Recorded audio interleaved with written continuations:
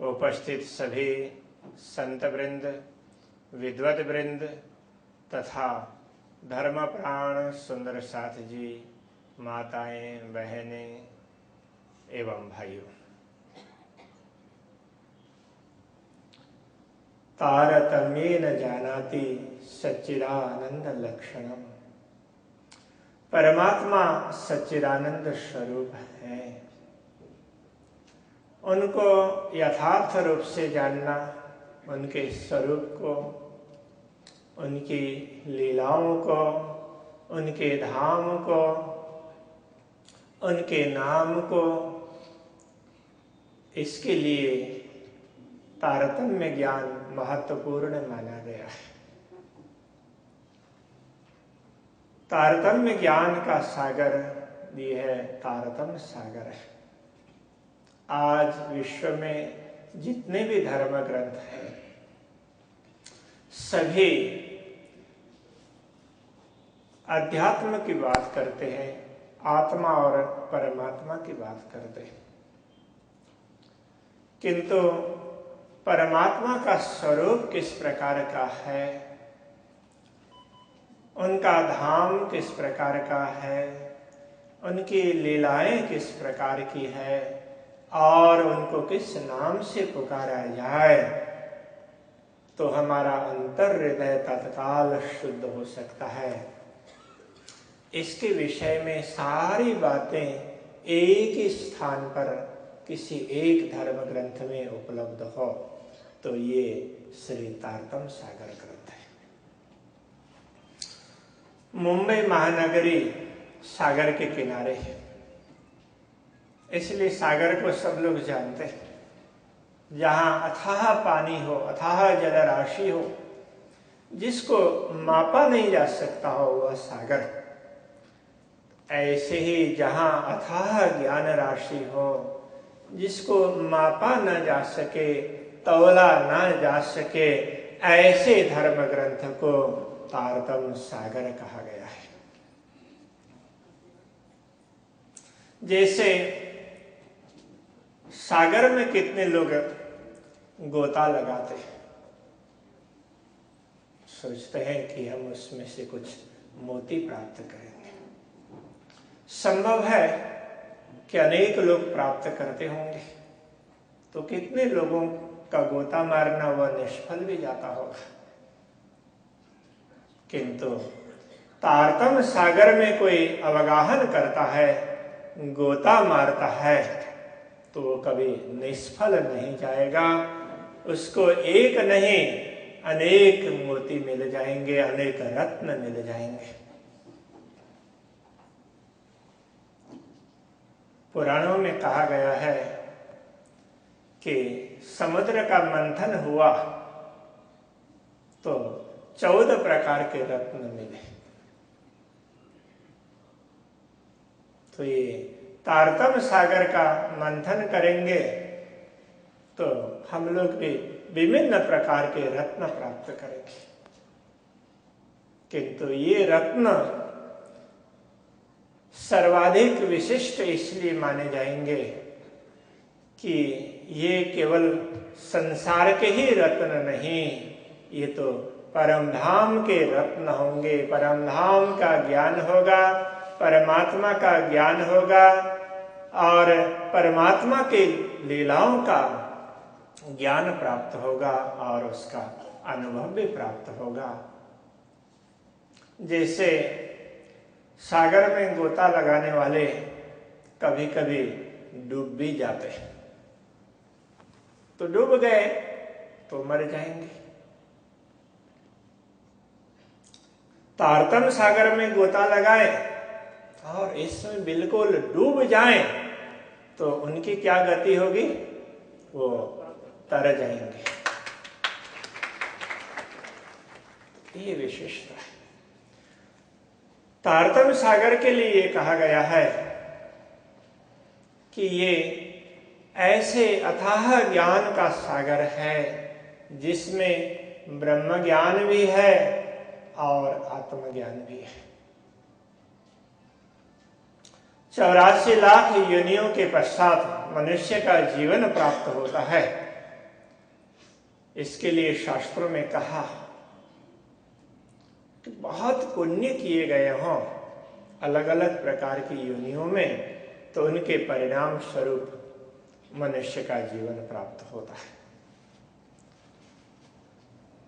उसके साथ साथ यदि इस जीवन में सत्संग प्राप्त हो तो वो भी अनेक जन्मों के पुण्यों के प्रताप से ही संभव होगा।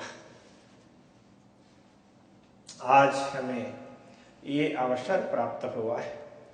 श्रीमद् भागवत में उल्लेख आता है, भाग्योदयेन बहुजन्म समर्जितेन सत्संगमं च लभते पुरुषो यदा वै। अज्ञान हेतु कृत मोह मदान्धकारः नाशं विदाय तदोदयते विवेकः। जब पूर्व जन्म के पुण्य भाग्य के रूप में एक साथ प्राप्त होते हैं तो मनुष्य को सत्संग का सुअवसर प्राप्त होता है। इस सत्संग से अज्ञान दूर हो जाता है। जिस अज्ञान के कारण मद, मोह और मत्सर ये अवगुण पनपते हैं, उनका भी नाश हो जाता है और बुद्धि में विवेक का उदय होता है। अज्ञान हेतु कृत मोह मदान्धकारः नाशं विदाय तदो दयते विवेकः। जैसे विवेक उदय हुआ, विवेक के संदर्भ में कहा है कि विवेक वह है जिससे सत्य और असत्य का ज्ञान हो सके, सत्य को सत्य के रूप में जानना और असत्य को असत्य के रूप में जानना। ऐसा ज्ञान जिससे प्राप्त होता हो, ऐसे ज्ञान की यह स्थिति हो तो वह विवेक है। तो बुद्धि में जैसे विवेक का उदय होता है तो उस समय सत्य सत्य जैसा दिखाई देने लगेगा और मिथ्या और भ्रांतियां हैं वो भ्रांति जैसी दिखने लगेगी। तो इसका परिणाम ये आएगा कि जिसको सत्य की समझ पड़ी तो वह सत्य का अनुसरण करने लग जाएंगे और मिथ्या से धीरे धीरे विरत होने लगेंगे। विवेक उदय होने के पश्चात यही कार्य होना आवश्यक होता है।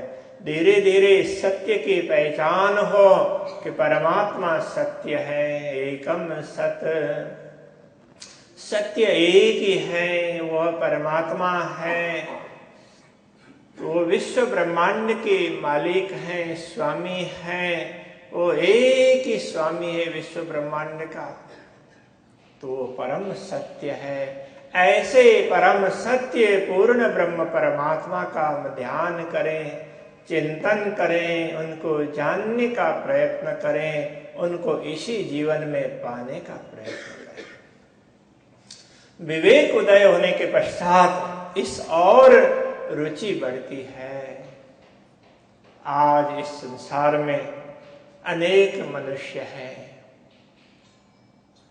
600 करोड़ से अधिक मनुष्य इस भूतल पर विचरण कर रहे हैं। तो उनमें जिनको परमात्मा के प्रति रुचि प्राप्त हुई हो ऐसे कितने होंगे? बहुत कम होंगे। और रुचि रखने वालों में भी परमात्मा को जानने वाले, परमात्मा को पाना चाहने वाले और परमात्मा कश्चित् यतते सिद्ध है। यततामपि सिद्धानाम कश्चित् माम वेत्ति तत्वतः। हजारों मनुष्यों में कोई लोग होते हैं जो परमात्मा के मार्ग पर चलना चाहते हैं, परमात्मा को जानने के लिए, परमात्मा को पाने के लिए, उनके गुणों को गाने के लिए इस रास्ते पर चलने वाले बहुत कम लोग होते हैं। ऐसे लोगों में भी यतताम अपि सिद्धानाम, ऐसे निरंतर प्रयत्नशील लोगों में भी कश्चिद माम वेत्ति तत्वतः, कोई एकाध व्यक्ति ही मुझे यथार्थ रूप में जान सकता है।